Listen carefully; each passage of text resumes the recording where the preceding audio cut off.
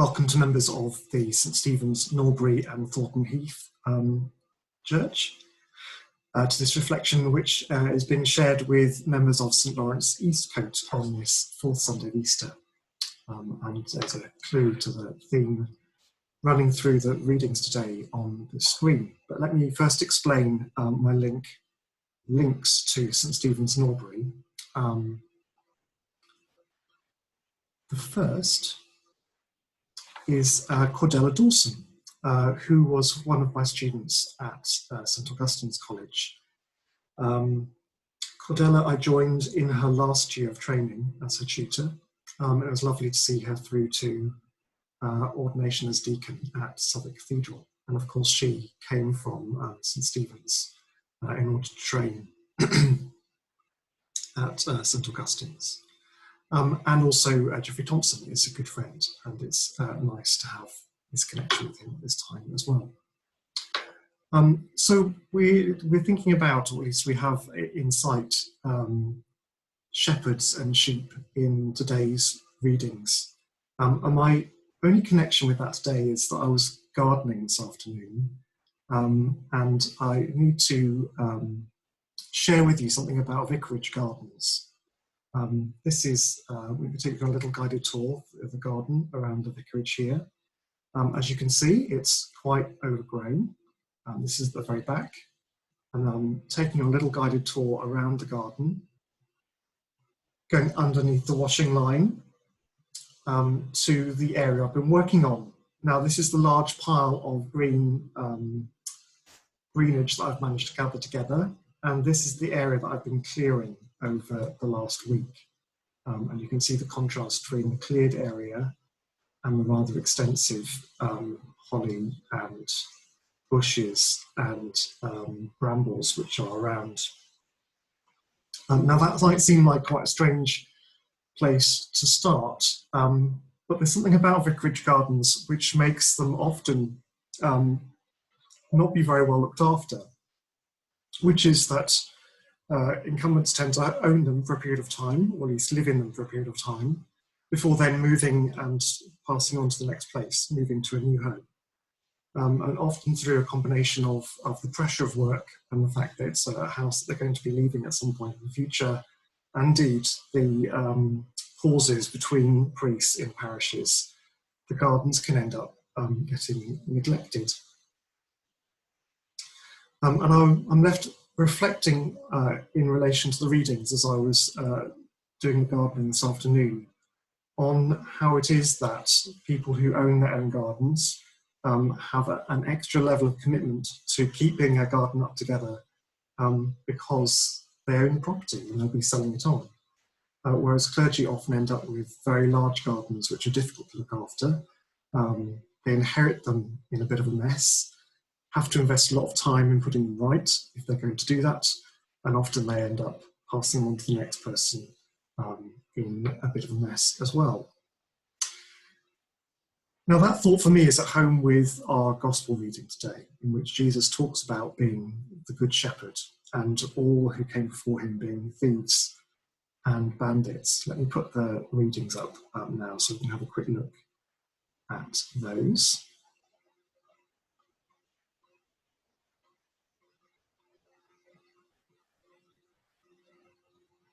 There we go.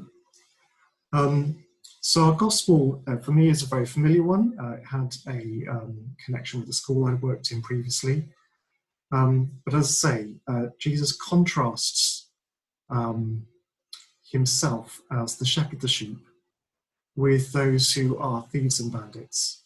And he also talks about the hired hand, the person who's only looking after the sheep for a short period of time and doesn't have a depth of commitment to them. And he talks about himself both as the shepherd of the sheep, but also as the gate. And it feels as if he's shifting his metaphors as he does that, from being the shepherd to being the gate. But actually, if you look at images of sheepfolds from that era, indeed in first century Palestine today, they're not quite as we see sheepfolds now. So if they were on travels, let me just get this up.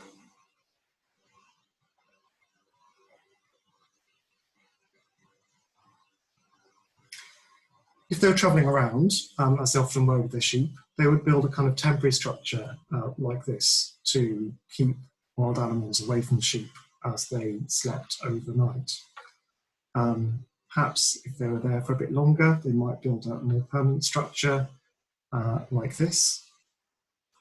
Or if this is a place they're going to regularly, a walled structure.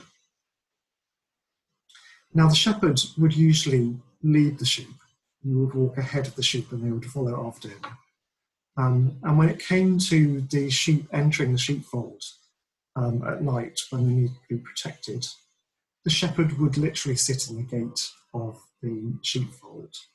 So he's not only the shepherd of the sheep, he also ends up being the gateway. So if any animals do want to come and attack the sheep, they have to come through the shepherd who puts his life on the line of the line of the sheepfold in order to protect his sheep, such as his commitment to them. Whereas those who are thieves and bandits don't risk their lives in order to protect the sheep. They're after their own interests and their own gain rather than caring for the sheep, indeed being held accountable for the fate of the sheep. Let's go back to the readings, because I think this is important in terms of how we think about our Christian discipleship. The first reading talks about the early disciples and how they lived together as church, and it talks about them breaking bread at home, eating their food with glad and generous hearts, praising God and having goodwill for all the people. But verse 44, all who believed were together and had all things in common. So as a community, these early disciples shared everything they had with each other. Quite a sacrifice and quite a commitment. And in 1 Peter, Peter is advocating that Christians should be ready to suffer for the sake of following Christ. And he offers to them Jesus' life as a model of that. That when Jesus abused, he didn't return abuse. When he suffered, he didn't threaten, but trust himself to God the Father, ultimately giving up his life for our sake. Now, if we're to emulate that kind of discipleship, that generosity to others, which is not only sacrificial, but in many ways risky, and if we're to forsake our own interests in the face of abuse, we need to know the person we're following, the one that we're a disciple of, is reliable, is trustworthy, is prepared to commit himself to us as much as he is asking us to commit ourselves to him. And of course, in this image of the Good Shepherd, who is ready to lay down his life for the sheep, the shepherd who's the gate, who knows the sheep by name, who can count them in and count them out, and name them along the way. Sheep who know the shepherd's voice because they spend the time with him. That person we know we can follow and trust because he's committed the whole of himself to us in a way that many others would not. Now, let me go back to the PowerPoint and back a couple of slides.